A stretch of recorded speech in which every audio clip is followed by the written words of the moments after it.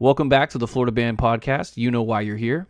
My name is Andrew Lopez, the band director at Coniston Middle School in West Palm Beach, Florida, and my co-host is Christian Gordon, one of the band directors at Westglades Middle School in Parkland, Florida.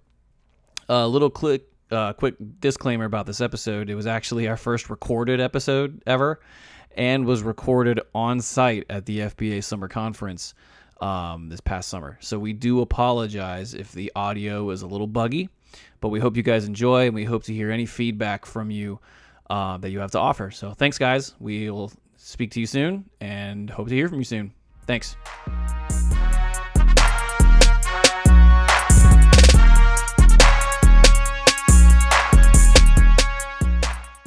So we are in Daytona Beach, Florida at the Hilton Resort. Yeah, we're hanging out at the FBA Summer Conference 2021. We're actually in the lobby right now. So we're actually in a restricted area of the lobby. We're in some bar area that is closed, and we snuck in. So Andrew could charge his laptop while we do this. Don't tell anybody. Yeah, and guys, don't act like this is some fancy place. I'm just going to say... so Christian's never been to Daytona before. It's cool. It's a hotel. There's a lot of places to eat. And it's like... But it's very touristy. And it doesn't really live up to the resort feel, necessarily. So here's the thing with Florida, right? If you got money, you go to Disney World. If you want to visit Florida and you got money, you go to Disney World. If you don't have money, you come to Daytona Beach. Okay. That makes a lot of sense, honestly. And if you really don't have money, you go to Panama City. You go to Panama City. That or like Duval or something. Awful. And we don't have money because we're teachers. So here we are. Yeah. So, yeah, but it's not bad. So he and I both, we've never been here before. To this conference. I've been to Daytona too many times. I haven't really I haven't really spent time in Daytona before. I've only driven through. The most time I spent was at the brand new Buc-ee's. The Buc-ee's. 5 miles up the road. Yeah. Which we're going to go to tomorrow. Sure. But yeah, no, it's Daytona Beach, it normally happens here every year, I'm pretty sure. Yeah, I think so. And the summer conference, for those who've never been for FBA, it's very, very lax. Like, you can wear shorts. If you're a bum like us, you wear shorts. Yeah. But there's no ties other than the big wigs. And the sessions are pretty much like they have a couple split middle school, high school sessions, but otherwise everybody's expected to kind of all be in the same place. What's cool about the conference is it's all band. It's FBA. That's right. So you don't have to worry about, well, not that you would worry, but you don't have to expect to try to fit around choral or orchestra or anything like that, there's nothing wrong with that, but it's just cool that it's a conference where it's just band. And it's nice to finally see people in person again, Yeah, who have you been excited to see? Just everybody, just coworkers that I was starting to get to know after coming to Florida that, we were building relationships with, and then everything just kind of halted. Haven't heard from them, haven't really seen them until now. Now everybody's here, comfortable, happy. It's been cool. Yeah. I will say that I know the summer conference has a reputation of low attendance every now and then, but I plan on coming back next year. I like it. It's a nice way to spend a couple days. I think I don't know how many people are doing what we're doing, which is we're only being here for 3 nights, because a lot of people, we know our friends are some people are going to be or have been here since Sunday, and they will be leaving on Saturday or Friday, and it's probably Friday. That's a lot of days. They block the days off at a really good rate. The beach itself and the views really nice. Really nice. It is a beach resort. Yeah. But it is a beach resort. We're literally right on the beach. It's band on the beach. It's band on the beach? Beach band. That's what we were told.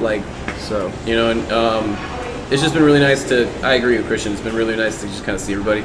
It's been funny because with everyone coming up, you don't know whether to shake their hand or give them a fist bump. Yeah. Or because there was a guy, I don't know if you saw, there was a guy when we were up in the exhibit hall, and he was like, "Hey man, how are you?" I was like, "Hey, you punching." My bad. So far, I've shaken everybody's hand. So. I have for the most part. I think I've shaken hands with everybody that I know or that I'm actually meeting by name for the first time. I see. But like, there's a couple people that I'm like, I know your face, and they're like, I know your face, and I'm like, okay, and then we ignore it, and then oh my god, dude. and then but it's been chill, you know. Yeah, it's nice. So what's been your favorite part of the conference so far? Because we're only on day 2 of 3. Well, look, I got to be honest with you. Yesterday was just very chill. The middle school panel we went to, there's a lot of good information in there. Nothing necessarily revolutionary, but it was nice to have a reminder of, you know, the core things that you need to focus on and be ready to focus on, probably more than you have, you know, in a while. Yeah. Because we're gonna start rebuilding, hopefully. You got an example of like some like, because a lot of it was like affirmation of really good techniques and just Yeah. and whenever I hear that kind of stuff, I hear Marissa's voice in the back of my head of just because you know it doesn't mean you can't hear it again, kind of thing. It's like what was in that clinic with it was rebuilding middle school. Who was the panel? It was like Hannah Jennings, Dana Cole, Josh Rossbottom, Veronica Curran, Yeah. and then who was the dude? I don't remember Mike that. Lofredo. Okay. Mike Lofredo. Yeah. You know the names. I don't really. Yeah. I know a couple of those people. So they were taught. They were all. Some of them were either middle school band directors, or they were just like they just left their middle school job and were going to high school. But they're all like best practices kind of situation. What was of the things that they said? What was one thing that stuck out to you the most? Of like either it was a good reminder or it was just kind of like good to, or it was something new. Well, I mean, all the reminders were good. The games, the apps. Yeah, they were all talking super about. game focused. I thought that was kind of cool. Just for the note recognition, that was cool. I don't remember the apps. It was like some kind of Well, there's Staff Wars. Staff Wars. Well, Staff Wars is like I was saying, like it's an elementary tactic. Like I discovered if you don't know what Staff Wars is, go on iTunes, iTunes. Go to the App Store or go to Android, and they also have on a web browser. If you go, just check out Staff Wars.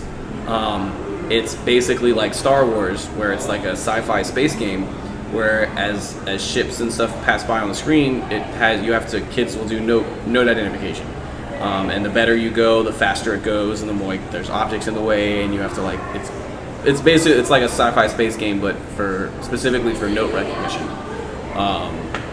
So that was really cool, and then what else? And that was the only thing. And let me check out my notes. What did you hear? So I really liked how they were talking a lot. For me, it was really good to just hear a lot of those reminders, talking about the concepts of tone, making sure that people are doing what they're supposed to do. Did they talk about singing at all? Not really. No. Which is whatever. Yeah, it's fine. But you can't really expect them to hit everything. No, necessarily. But I liked their reminders about the ensemble skills, talking about listening to trios and then listening down the band. I liked Hannah Jennings brought up. I've heard it a couple times. I don't know if you've ever heard it. The Jack Stamp Quartet. You ever heard that? Yeah. Jim Matthews talked to me about that. What are your thoughts on that? Because I've heard it a bunch of times. I've never actually done it before. Well, it's just to help develop sonority. For those who don't know of the quartet, what it is you're isolating a couple of specific instruments in the band that have I guess is it the easiest tone to blend with? Like you've got flute. It's the most pleasant sound. Mm-hmm. Yeah. What is it? It's to flute, create a sonority. Flute, horn, euphonium, and tuba. I don't know what she said. I understood it as flute, clarinet. She didn't mention euphonium and tuba. She didn't mention clarinet in the thing. She said the clarinets and altos blend with the horns. So okay. I think it was flute, horn, euphonium, tuba. And I do clarinet, but and it's just because it separates soprano, alto, tenor, bass. And it's just a way of practicing blending student sounds. Yeah, and it's like you're just telling your students listen for it's like, hey, horns and altos, make sure you guys are fitting inside that horn sound. Blend as the horns, trumpets, and first clarinets, make sure you guys are blending into the flute sound. It just kind of I thought that was a good way to, and that was a good reminder because I've heard that a bunch of times. And You know what I wish they talked about? What? And I don't blame them for overlooking it, but it was, I mean, the theme of the conference is rebuilding with purpose, or building back better. Yeah. Right? And the panel was about rebuilding, which you need to focus on. And it was good that they reminded us that we need to make sure we get back to basics in terms of how they perform, right? But nobody talked about, like, how are you going to deal with holes in your instrumentation? Saying nobody talks about that? Yeah. Yeah, that's because what if you're like me? What if you don't have any horns? your instrumentation's jacked up now because of COVID? Yeah. Because I only started flute, clarinet, trumpet, and trombone for the beginners. And so. And you picked out a couple altos, and you picked out a couple horns, and then you picked out a couple tubas. No. You none. No. I had one saxophone because he moved in already playing saxophone. I had one horn because her dad went to school on horn. Okay. And had one oboe because he moved in playing in oboe. And had one bassoon because he started taking lessons on bassoon. And that was a common practice for a lot of people. It. So like for example, that's a good point, because there's going to be a lot of people who have across the country whose second band is made of primarily 4 instruments. Yeah, and it's not the trio. In fact, I could probably pull up my instrumentation right now if you want to talk about it. But it's next year. You know what? That's a really good point. I think, and maybe they'll have this in the other clinics, but I feel like there's been a lack of realness in the conference. A little bit. I've sensed that, but that's been PD all year long, because they're trying again, COVID is like nobody saw it coming, and nobody can really foresee what'll happen next. You know, yeah, the foresight is lacking right now, but that's okay. I mean, and that's not a criticism of FBA Summer Conference. That's absolutely not. That's a criticism of PD across the country for like a year, because it's all. And I get the focus of like we don't want to be too real, because like everyone's been in the trenches and they don't want to have those reminders. But those kinds of like serious conversations, I'd be down to have those. I'm down to talk about the realness of it. Like, yo, I have 3 tubas, and what are we supposed to do with them? Or you have, it's like, hey, you only recruited. Or what are some things you can do to help? That's all. Sure. Yeah, because then otherwise it becomes like a sad rap session and everyone's super depressed. Yeah. You don't want to get super depressy. Okay, I'm pulling this up. All right. Let's see. Or it's like my top band is going to be fine, right? But let's talk about my second band. So that's going to be primarily 7th graders, or they've only been on their instrument 1 year, and so that's going to be all those kids I started on clarinet, flute, and all that. I'm going to have. Let's see. It's going to be not that. The instrumentation is going to be super, super freaking wacky. How many is this? I agree. I know. 1, 2, 3, 4, 5. Off the top of my head, 6, I do know that I have like 15 clarinets in the second band. I'll have 10 clarinets. That's not bad. Okay. What else are we talking about? Like, so you 10 flutes. 10. Oh. You won't hear the clarinets. With 1 oboe. Okay. I'll have 2 saxophones. Yikes. Actually, might only be 1 saxophone. Only one? But then a ton of trombones, like 10 trombones. Mm-hmm. What about trumpets? Short on trumpets. Yep. 7 trumpets. I might have and 7. 1 tuba. Yeah. No, mine's in a similar spot. Like we have like I think I have like 7 flutes, only 4 of which were in person. We've got, off the top of my head, I'm pretty sure I got like 15 clarinets. I have about 8 trombones, 5 trumpets, 2 percussionists. They were in person, so God bless them. And then we had 3 tubas. Right. All in person. So, but my plan is to get 1 or 2 of these clarinets on bass clarinet. Mm-hmm. And maybe 1 or 2 on alto. On alto sax. Yep. Because I only have 1. Yeah. Legit alto right now. I raised 3. 2 of them are moving. So I was like, all right, cool, I guess. But that's not COVID. That's just moving. Yeah, they're moving because of COVID, because these people have been doing jobs. They got like they got jobs elsewhere. They got jobs elsewhere, but through the year have been able to work from home, and now they can't work from home anymore, so they have to actually leave, and they're taking their kids with them. Is the kind of thing. No, I get it. And I mean, like, that would have been a really cool proposal. Let's talk about, so your instrumentation is f***ed. What are you doing? How do we navigate this, and like how can you make, aside from the obvious just changing instruments, what are different, I guess not best practices, because are there? I don't know. Is there a best practice for that situation? Yeah, actually, yeah. As far as switches go, let's say you have the numbers, but you don't have the instrumentation. Sure. You know, hopefully I can get some of these flutes on oboe. And then I got to take these trombones and fit them on euphonium and tuba. Mm-hmm. So. Well, do you have any trombones off the top of your head that you just can't play higher than a B flat right now? No, I've got some kids that I've been doing Jedi mind tricks on. Sure. They're like, hey, get ready. I might be putting you on this instrument. Okay. You know. I get it. No, man. I mean, I get them excited about it. It's so cool. I like the exhibit hall. The exhibits, it was cozy. They got some cookies. It was cozy. It was really tight. They need some vegan cookies. Yeah, so it's like, what was it, Miss Fields? Yeah. I love Miss Fields. Don't give them free advertisement. All right. Fair. No, it's been but it's been a cool couple days. You know, we got to see some friends, and then there have been, and I will say my favorite thing from that, going back to that middle school rebuilding clinic, my favorite thing was them talking about all of the just reminders and refreshments of all the the breathing stuff. Because I don't know about you, like I was telling when I was working with Lake Worth High School marching band last week, and just like the first conversation I had with those wind players was like, let's be real, the first thing that everybody lost in COVID was air. That's funny because COVID makes you not breathe. Oh no. No, I told them that. I was like, let's go. I'll be honest, man. Like, the first thing that went was air support and air speed. And they're like, oh, is it? I was like, let's find out. And we spent 40 minutes. I channeled Richard Saucedo, and we did 40 minutes on one note. Like a baller. There it is. Shot caller.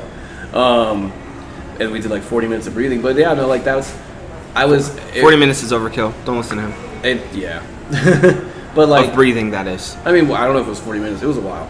But it was nice to hear that those reminders of like the PVC pipe and the balloon, and I've been doing the paper for the past, like paper trick for the past couple of years, just because I couldn't find a balloon supplier for cheap. I found one, so I'm doing it now. But it was just nice to hear those reminders, because like that's the thing I'm gonna tell my kids on the first day of school is like, check it out, like, get ready. There's no air. Like you ain't moving no air. What you think is air is nothing air. Well, you told me you said you don't have a balloon supplier. I didn't. I couldn't. Well, do the donation thing at open house like you told me about the other stuff. Did we talk about it on the last episode? Or was that like was that? No, it wasn't. Yeah, you said you had a drawer full of Sharpies because that was one of the things that was the test episode though. Well, whatever it was. Okay. So, I don't know if we talked about it, but it was like the idea. So what I do for, totally off topic, but like if you're ever in need of supplies, typically for open house, what I'll do is like on the whiteboard, we'll put up index cards, and I'll just write on the index cards supplies that we need. So we'll put up like Sharpies, or we'll put up glue, or I don't know why I would need glue, or like water. Because you eat glue. Yeah, the tubers eat glue. We'll put up water. And we'll put up, one time I put up a screwdriver set, and the parents will just, on the way out of open house, they'll grab those and then donate to the program. So yeah, I could do balloons, but with that, not everyone's going to donate balloons. I might just get a parent to donate a bag of like 25. Better than nothing. It's better than, I guess that's true. Or offer it for extra credit, or I don't know. We do extra credit, so we have a huge stash of balloons now. Did you, like, how do you give out that extra credit? Just like a point on a grade or something? We'll make it like a homework grade or something. No, neat. So if they give you extra credit on their concert grade or something. If they give you balloons, wherever they need it. Yeah, I dig it. That's cool. I'm like, write your name on the bag, and as I go through the bags, I'll give you your extra credit. That's legit. You want to make sure your balloons are the 12-inch diameter balloons, and then Veronica, what was her last name? Curran.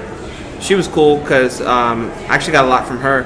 One of the things that I'm gonna steal is she said covering half the tuba mouthpiece, the end of the Oh, tuba for mouthpiece. the with, resistance? Yeah, with the pinky Yeah, I've never for heard the that. resistance. Have you heard that before?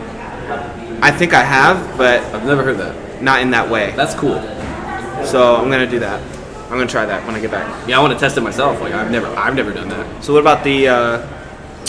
We talked about the evening session with Shelby Chipman. Oh man, And with the documentary, that was really cool. that was cool. So what that was, it was part of Orlando, like Orange County history. So we had back in 1964, both Edgewater High School, which the FBA executive director Neil Jenkins was in that band. But it was Edgewater High School in 1964, led by, was it Don Kiefner? Yeah. Don Kiefner, and then you had Jones High School, led by Chief Wilson. And what happened was, like, obviously 1964 is Civil Rights Act, right? And just, that was the Civil Rights Movement. The Civil Rights Act was 65, but yeah, it was around that time. And for the Edgewater band, it was a story. It's the documentary is called Marching Forward. Look it up. I don't know, is it on YouTube? Like some people. I don't think it's on YouTube. It's on like public access PBS. TV. Yeah, it's like PBS or something like that. Because it was, there's a website. Kathy Leibinger, the FBA president, said that Past president. She said that like she saw it, she showed it to her kids this past year for COVID, and she's like, everybody has to see this. And it was really cool because it was a documentary about how the Edgewater band had been chosen to go to the World's Fair in New York City in 1964, and then the Jones band was actually considered the best band in town. And the cool thing was that the Jones band was an all-black band, and the Edgewater band was an all-white band. And so when it was a story about how the city of Orlando and Orange County rallied behind both bands and got to send both bands, and how it was like a really cool experience, and it was just like a really cool story of integration and just acceptance in one of the most charged times of our country. And I thought it was really cool. Like I liked the thing about the trees, or like one of the big So they did a fundraiser for all the kids to go on this trip. Both bands sold the same thing. They sold these trees. I forget what they're called, but they blossom like gold flowers or something like that for only 2 weeks out of the year. They're planted all over Orlando. They're planted, and then they're planted in the neighborhoods of the schools. So like in Washington, what's it called?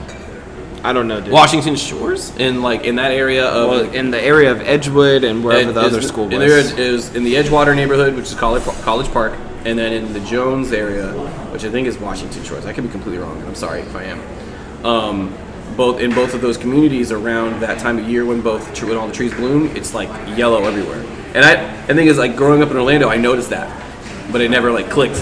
I didn't know. You didn't know the history. I didn't know the history why, but like those trees are everywhere in Orlando, and I thought that was like there's some in Winter Park, and there's some in the Metro West area, what's now Metro West. It was a really cool story because it was like, and they brought in like Neil Jenkins was obviously there, but then they also brought in a bunch of people, a couple of members of they brought in one member of the Edgewater band, and then they brought in two members of the Jones band at the time, and they got to like share. It was two of each because Neil was there. Yeah, so it was Neil, that one woman, and then the two from Jones. Yeah, and they got to share their stories. One of them is still doing music, still playing. Yeah, he's a clarinet player. And it was cool because it was just a documentary about the Orlando history, and fun fact is like there are a lot of people in Orlando, like band students, who know that history, but we know it, like I was saying like yesterday, like we know like a lot of Jewish folks, like I'm also Jewish, who know the story of Hanukkah, where it's like you know the story, like the very like light story of the Maccabees and the candle-born for 8 days, but you don't know that much about it, whereas and like a lot of students and band students know about Edgewater and Jones, going to the World's Fair and integration and stuff like that. But it was really cool to actually like learn the history behind it and get the interviews, and hear the music. Because even back then, like those recordings were, sounded good, man. It's like some of them were like 60 years old, but it sounded great.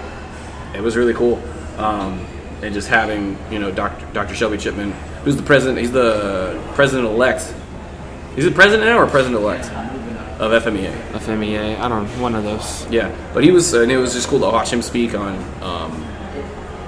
Chief and Dr. Foster, who was Chief's mentor from FAMU at the time. And it was I thought that was really, really cool. I enjoyed that a lot. But yeah, no, it's been a pretty cool experience. We will tell you, should we talk about Don Rico's? You mean Don show? Oh yeah, oops. So yeah, it's Daytona. We don't really want. Don Rico's. Look, don't go to. If you're gonna get Don Rico's, call the restaurant, just order, and take it back to your room. Like to go? Yeah. But it might take them 50 minutes to make it. It might take them 3 hours to just call ahead of time. When you think you're gonna be hungry, call. If you want dinner, the food was okay. If you want dinner at 7 p.m., you gotta call ahead at 9 a.m. We just had seating issues. Yeah. And then it took a while to get our food. And then they give you like a little bit of water in a glass. And I'm looking at the small glasses. I'm like, this is more work, right? They have to come around more to fill it up. No, they don't give a sit there and die of thirst. In a beach city. I love it. No, but it's been cool. Like and this is probably only going to be like part 1 of the part 2. We might hit tomorrow up and talk about tomorrow, like today's. Talk about today's stuff. Oh, I will say across the street that Health Tree Nut Health. That place is good. Yeah, it's right across the street from the hotel. Right. I like it. No, we dig it. Get the tacos. So yeah, so we're here at summer conference. We'll probably post up tomorrow and do a part 2 of this session, just to kind of talk about what's going on. Like I said, there's stuff to talk about, but there's not that much because that's kind of the point of the conference. It's just like a chill reconnection over summer, getting to see old friends and see old colleagues and just keep our mindset in the band initiative. So we'll see you guys in a couple, maybe tomorrow, and part 2 of this. And peace out then. All right, y'all. All right, bye. Peace out. All right, everybody. Thanks again for listening. That was another episode of the Florida Band Podcast. Please follow us on YouTube and other podcast platforms, wherever you get your podcasts. Remember, you can contact us at flbandpodcast@gmail.com. We would love to hear from you. Until next time, stay safe, be well.